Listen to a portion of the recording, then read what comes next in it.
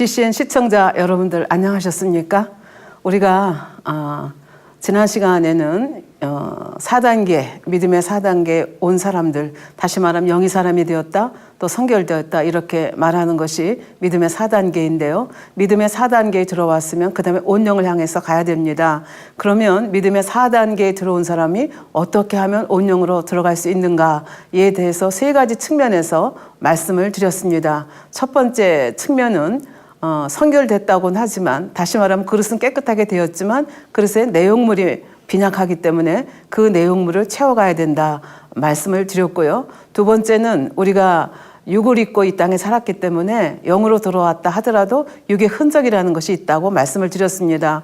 성경의 여러 예를 통해서 말씀을 드렸는데요. 그래서 어떤 육의 흔적은 우리가 빼내야 버려야 하고, 또 어떤 것은 변환시켜야 된다 이렇게 말씀을 드렸는데요. 그래서 육의 흔적, 육의 변환에 대해서 말씀을 드렸고요. 그러면 그 영의 내용물을 채워가고 그 다음에 육의 흔적들을 빼내고 변환시키기 위해서 필요한 것이 연단입니다. 그래서 연단을 어떻게 받아서 영의 사람이 온영의 사람으로 들어갈 수 있는가에 대해서 말씀드리는 가운데, 구체적인 성경에 온영으로 들어가신 분들의 예를 지금 들어서 설명을 하고 있습니다. 그래서 지난 시간에는 아브라함의 경우에 대해서 말씀을 드렸고요. 이번 시간에는 요셉에 대해서 좀 상세하게 말씀을 드리려고 합니다.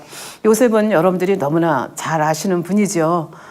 그래서 이번 시간에는 하나님께서 어떻게 요셉을 연단시키셔서 영으로 또 온영으로 들어가게 하셔서 큰 그릇으로 만들어서 쓰셨는가 하는 것에 대해서 창세기 39장, 40장, 41장의 말씀을 근거로 해서 말씀을 드리겠습니다.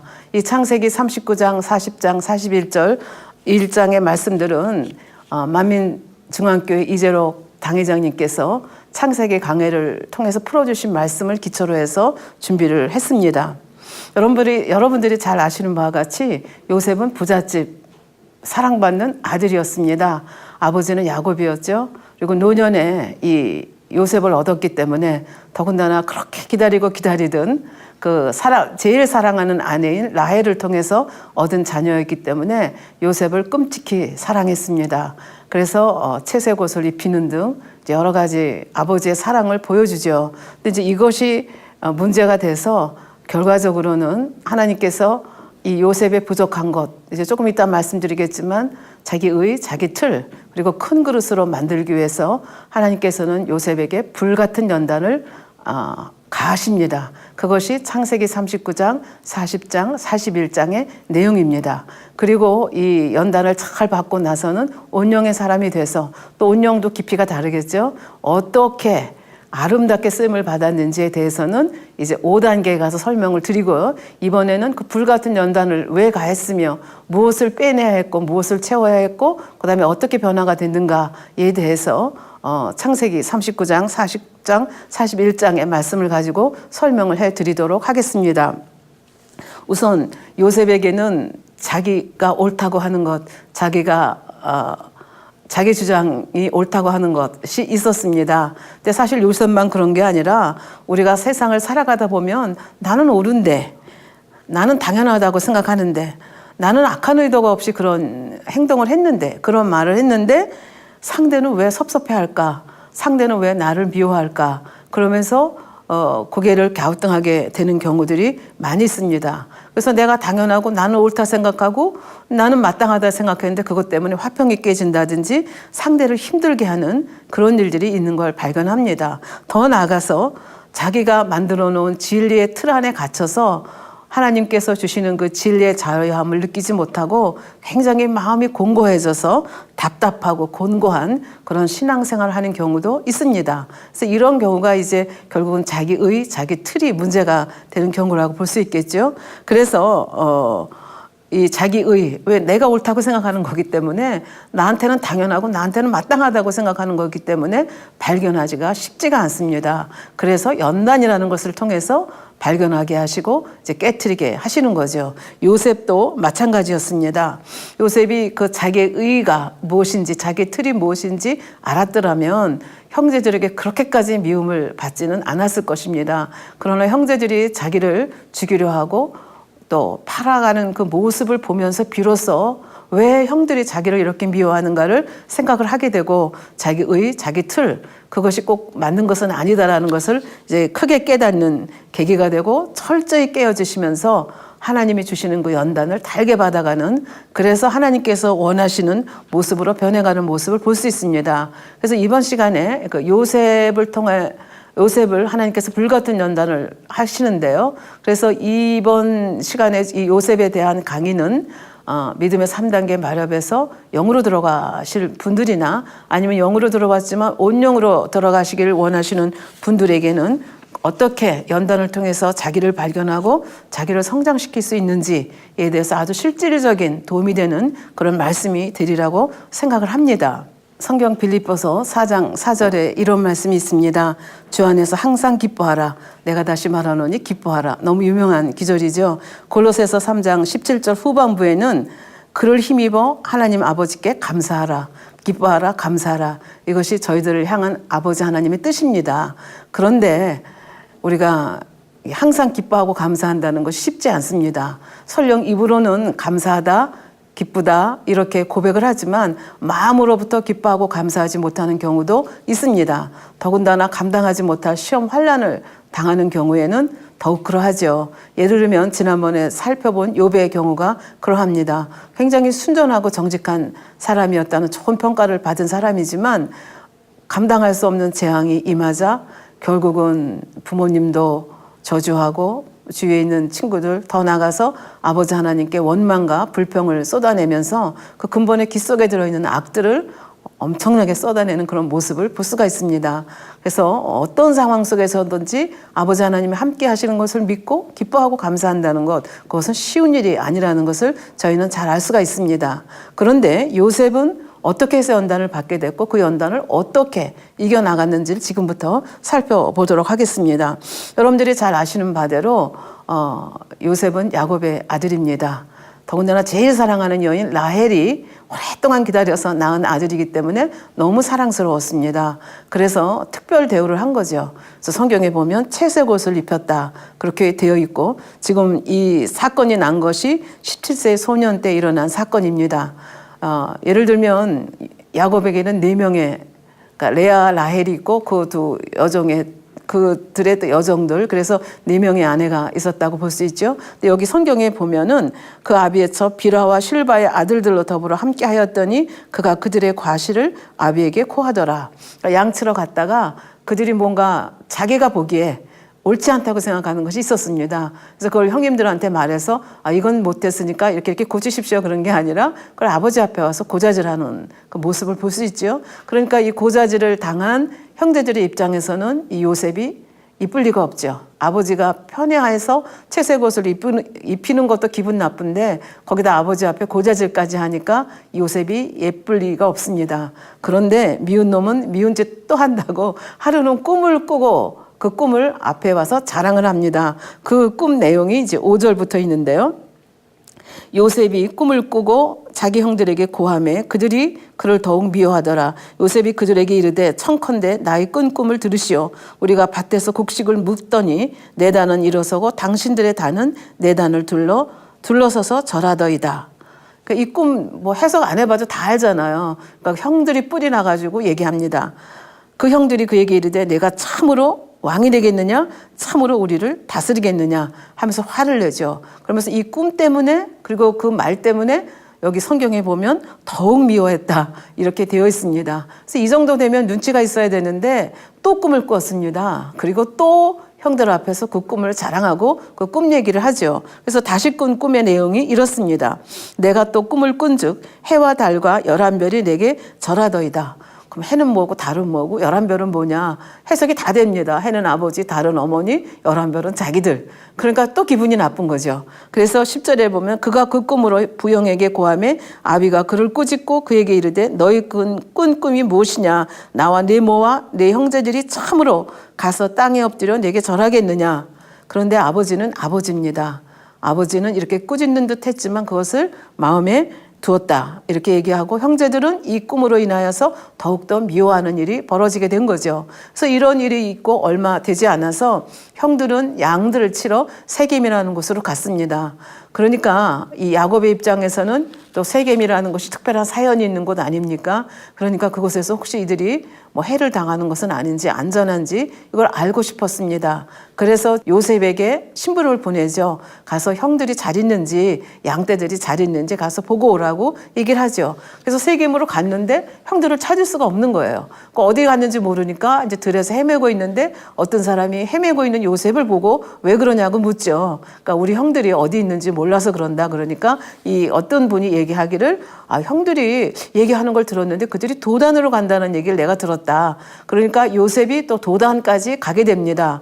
그래서 형들이 멀리서 보니까 그 채색 옷을 입고 그 꿈에도 미워하던 그 동생이 채색 옷을 입고 저기 팔랑거리면서 나타나는 겁니다. 그러니까 이 형제들이 미운 마음에 공모를 하게 되죠. 야, 우리 저 요셉을 죽여서 짐승에게 잡혀 먹었다고 그러면 되지 않냐. 죽여버리자. 그러면서 그렇게 꿈 자랑했는데 그 꿈이 어떻게 됐는지 우리가 한번 보자.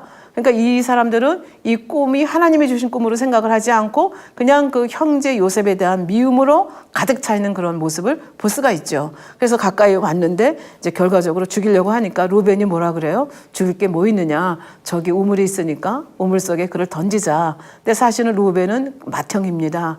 맏형이기 때문에 그 형제 요셉의 안위에 대한 걱정이 있었던 것 같습니다. 그래서 그 형제들이 어디 다 사라진 다음에 요셉을 구해주고자 하는 마음이 있었습니다. 그래서 결국은 이제 우물에 던졌는데 이때가 마침 건기였습니다. 그래서 이제 우물 속에 빠져 있는 거죠. 그런데 거기 성경에 보면 구덩이에 던져놓고 자기들은 거기서 시시덕거리면서 식사를 했다. 이렇게 기록이 되어 있습니다. 그런데 한참 식사를 하고 있는데 보니까 저쪽에서 미디안 상인들이 지나가는 걸 봅니다. 이 미디안 상인들은 애굽에 가서 그 거래하는 상인들인가 하면 향품과 유향과 몰약을 싣고 애굽으로 장사를 하는 그런 사람이었습니다. 이것을 보는 순간 유다 형님이 갑자기 또 제안을 합니다.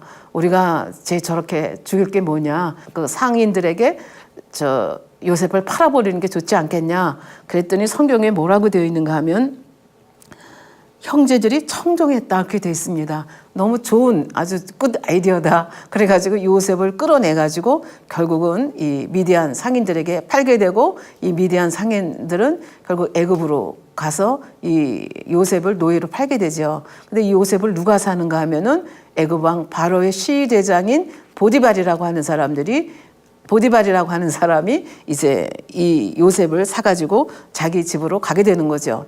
사실 이런 일을 겪으면서 요셉은 얼마나 기가 막혔겠습니까? 형님들 안부를 물어오라고 해서 자기는 형님들을 미워하는 마음이 없었고 아버지의 심부름 해야 되고 형님들을 뵙는다는 너무나 기쁜 마음에 그렇게 아주 정말 기쁘게 그렇게 랄랄랄라 하면서 형님들을 찾아갔는데 그 형님들이 자기를 죽이려 한다는 이 엄청난 사실 앞에 엄청난 충격을 받았죠. 왜 형들이 나를 이렇게까지 죽이려고 하기까지 나를 미워할까를 생각하지 않았겠습니까?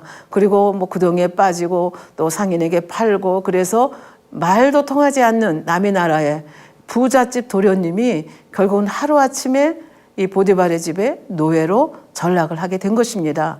이런 상황 속에서 도대체 요셉이 어떻게 행동했는가 하는 것입니다. 근데 성경에 보면 하나님께서 요셉과 함께 하심으로 요셉이 형통했다 이렇게 되어 있습니다. 그러나 인간적인 눈으로 보면 형통하지 않습니다. 이렇게 말도 안 되는 이유로 팔려와서 말도 안 통하는 남의 나라의 노예로 팔려온 것을 볼 수가 있습니다. 그러면서 왜 형님들이 나를 이렇게까지 미워할까? 그 이유를 생각해 보지 않았겠습니까? 그러니까 아버지가 자기를 편애한 것도 생각이 났을 거고 자기가 꿈 얘기 자랑한 거, 고자질한 거 이런 것들이 생각이 났겠죠. 그래서 그거는 그렇게 당시에는 그게 당연하고 마땅한 일이라고 생각을 했는데 그때 형님들의 마음까지를 헤아리지 못했던 것 뭐 이런 것들 그래서 화평이 깨졌던 것 이런 것들을 생각하면서 아주 뼈저리게 느끼는 것들이 마음에 많이 있었던 것을 볼 수 있습니다. 그러면서 요셉은 이 상황 속에서 욥이 했던 것처럼 하나님을 원망한다든지 그런 것이 아니고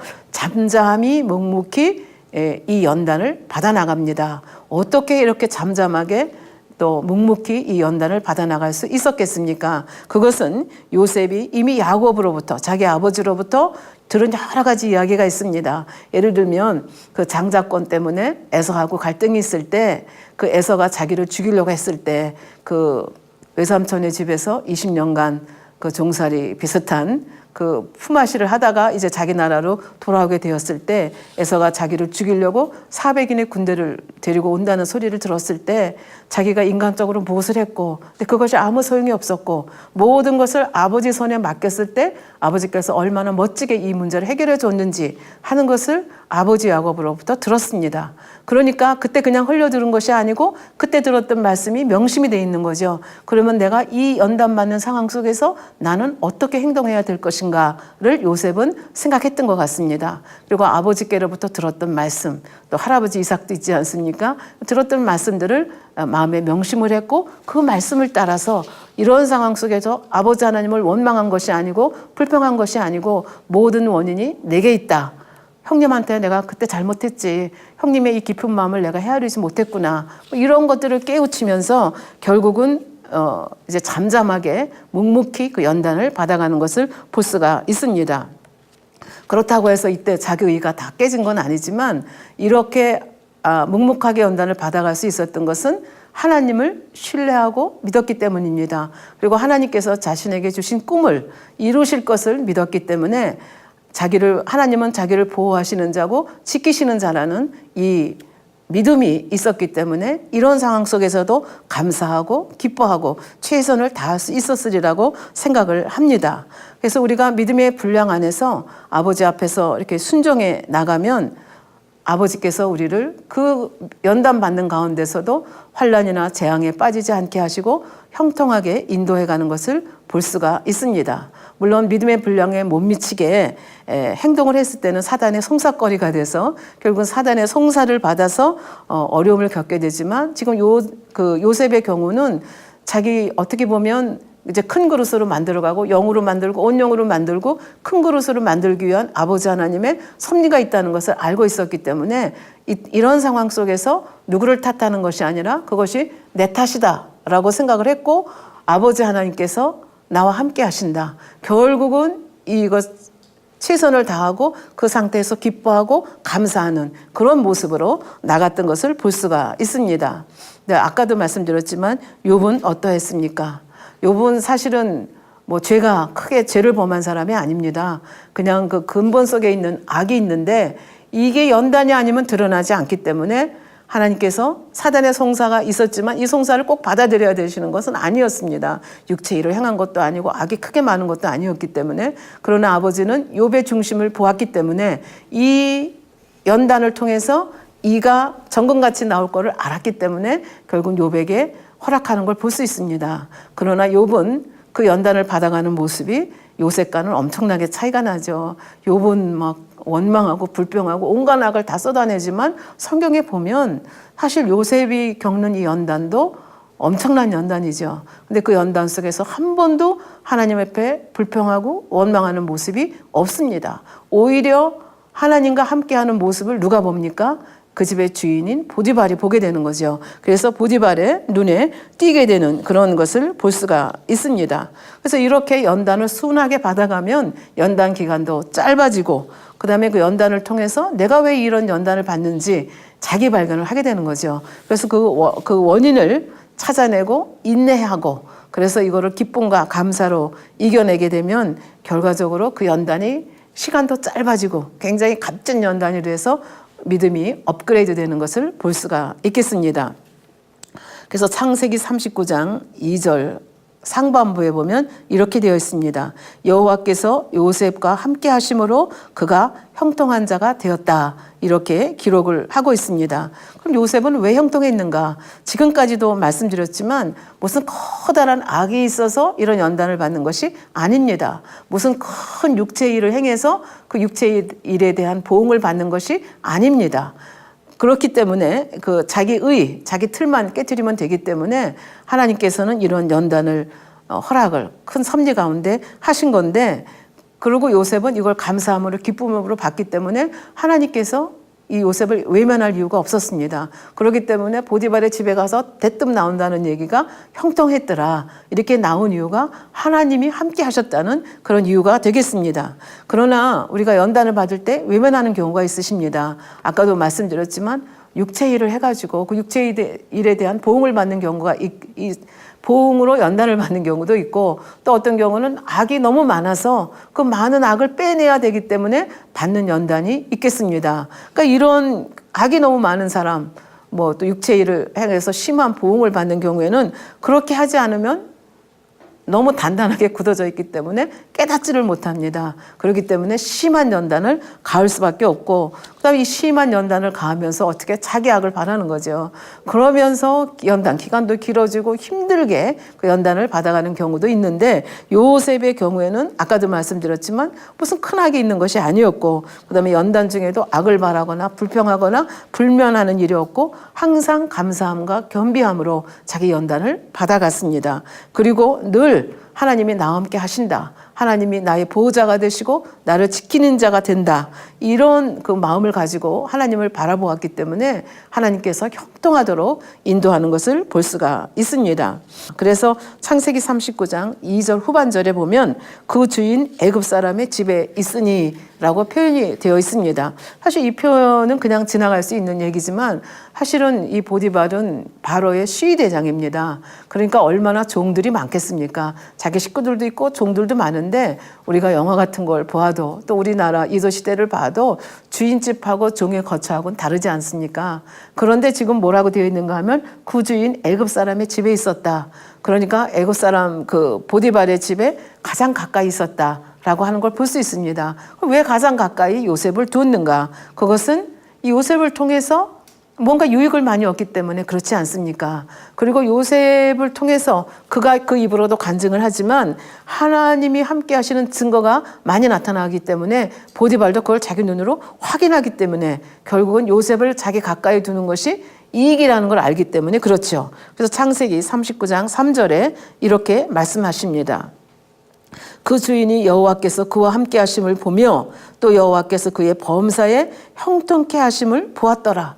그러니까 보디발이 가만히 보니까 저 종이 우리 집에 들어오고부터 우리 집이 이게 농사도 잘 되고 모든 게 다 순조롭게 돼간다. 그걸 인정하고 싶지 않아도 인정할 수밖에 없는 증거들이 나타나는 거예요. 그러니까 점점 더 이 요셉을 집중해서 보게 되는 거죠. 근데 가만히 보니까 이 요셉이라고 하는 사람이 보통 사람이 아닌 거예요. 항상 겸손하고 나 주인을 섬기는데 마음으로부터 나를 섬긴다는 것을 이 보디발이 느끼고 깨닫는 거예요. 그리고 항상 주인의 뜻이 뭔가 그거를 알기를 원했고 그 주인의 뜻을 알면 그것에 순종하는, 그래서 어찌하든지 주인의 마음에 맞게 행동하는 그 모습이 보기에 너무 좋았던 거죠. 그래서 이런 모습도 좋았는데 또 가끔 가다가 지나가는 투로 얘기하죠. 나는 하나님을 믿는 사람인데 하나님은 이렇게 전지전능하신 분이고 하나님이 이처럼 함께 하셔서 제가 이렇게 형통하고 이 일이 잘 돼갑니다. 이런 얘기를 했겠죠. 그러면 처음에 얘기 귀 기울여 들었겠습니까? 귀 기울여 듣지 않았죠. 그러나 하루가 지나고 이틀이 지나고 1년이 지나고 2년이 지나면서 요셉이 했던 말대로 되는 것을 보면서 요셉이 믿는 그 하나님이라는 분이 참 전지전능하고 대단한 분이구나. 그러면서 요셉도 인정을 하게 되고 요셉이 믿는 하나님도 인정을 하게 되는 그런 보디발의 모습이 아니었을까, 그렇게 생각을 할 수가 있겠습니다. 사실 요셉은 아버지 야곱을 닮은 점이 굉장히 많습니다. 야곱하면 지혜도 있었고 명철도 있었고 성실하고 이런 면들이 굉장히 많이 있었죠. 거기다가 요셉은 아버지의 말씀도 명심해서 들었고 이 주인인 보디발의 말씀도 명심해서 순종할 줄 알았기 때문에 사랑을 받을 수밖에 없는 그런 종으로 된 거죠. 그래서 결국은 어떻게 해요? 가정, 자기 집에 총무로까지 이렇게 높이 세우는 그런 모습을 볼 수가 있습니다. 그러니까 결국은 명심하는 마음, 성실한 마음, 그다음에 지혜와 명철이 충만한 거, 주인의 마음을 알아서 순종하는 거, 그다음에 이런 역경 속에서도 사실 남의 나라 종으로 팔려와가지고 과거 얘기만 자꾸 하고 나는 옛날에 부잣집 아들이었는데 이 재수가 나쁠래니까 난 이런 일 하는 사람이 아니라고 그러고 입이 닷발이 나와가지고 그렇게 한다면 누가 좋아하겠습니까? 매맞게 딱 좋지요. 근데 그렇게 한 것이 아니라 요셉은 그 상황 속에서도 하나님 아버지를 신뢰하면서 자기가 이렇게 보디발의 집에서 이렇게 종으로라도 먹고 살고 살 수 있게 된 거를 감사하는, 그러니까 지나간 일을 비교해서 나는 이런 사람이 아닌데 내 꼴이 뭐람 이런 게 아니라 오히려 지난날에 지금의 내 모습을 보면서 지난날에 아버지와 있었던 시절이 얼마나 감사한가, 그러면서 오히려 지난날을 생각하면서 감사하고 지금 나를 거두어준, 갈 데 올 데 없는 이 종인 나를 여기까지 거두어준 주인 보디발에 대해서도 감사하는 이런 마음을 가지게 된 거죠. 사실은 아버지 하나님께서 우리 인생들을 이 땅에서 인간 경작하시는 것이 바로 이 이유 때문이 아닙니까? 어려운 상황이 와도 어떻게 그 상황 속에서 과거에 겪었던 여러 가지 일들을 상대적으로 경험을 해봤기 때문에 지금 이 상태 속에서도 그것이 어떤 상황이든지 그 상황 속에서도 감사할 수 있다. 이거는 아버지가 우리 인간을 경작하시는 중요한 이유라고 볼 수가 있겠습니다. 어떤 사람은 굉장히 순하게 연단을 받는 사람이 있습니다. 요셉이 그런 경우죠. 불평불만하지 않습니다. 그리고 아주 조용히 그저 물 흐르듯이 연단을 받아가는 걸 볼 수 있습니다. 하나님께서 요셉을 이렇게 노예로 팔려가게 한 데는 이 영적인 연단만 한 것이 아니라 사실은 요셉을 향하신 뜻이 있었거든요. 하나님께서는 이 요셉을 보디발 집에 가정 총무나 시키려고 애굽으로 팔려오도록 역사하신 것이 아니었습니다. 원대한 계획이 있지 않습니까? 이 계획을 만들어 가기 위해서는 요셉이 보디발의 집에 총무로만 있어서는 하나님께서 쓰실 수가 없는 거예요. 그러니까 하나님께서는 어떤 면에서 더 고차원의 연단을 가하시는 것을 볼 수가 있겠습니다.